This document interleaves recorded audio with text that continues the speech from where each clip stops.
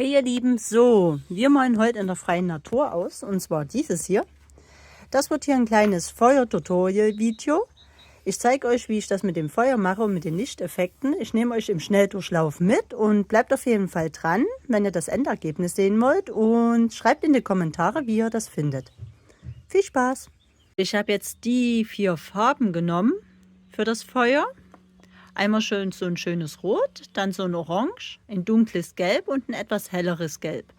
Und jetzt machen wir das Feuer damit. So, wir fangen jetzt mit dem Rot an.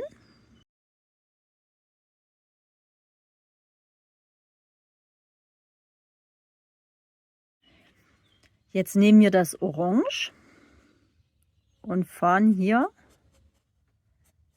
über das Rot.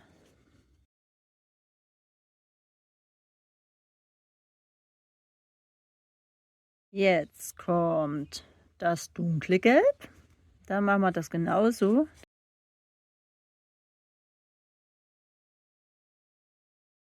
Und jetzt kommt noch das hellere Gelb.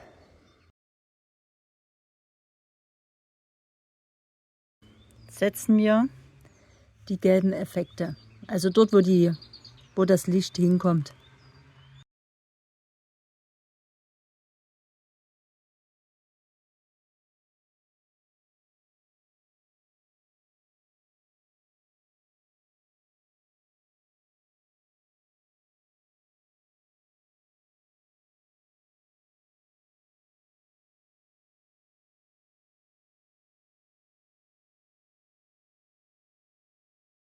Genau, und lasst das auf jeden Fall immer erstmal trocknen, weil dann werden die Farben noch ein bisschen heller.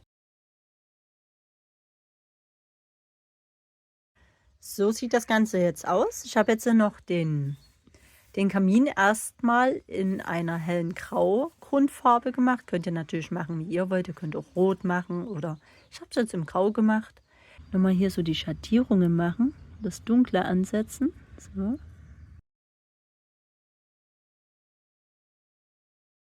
Wenn das jetzt so ein bisschen trocken ist, so sieht das jetzt aus, dann könnt ihr auch nochmal mit dem Blender ein bisschen drüber machen, dass die Abstände hier ein bisschen feiner werden.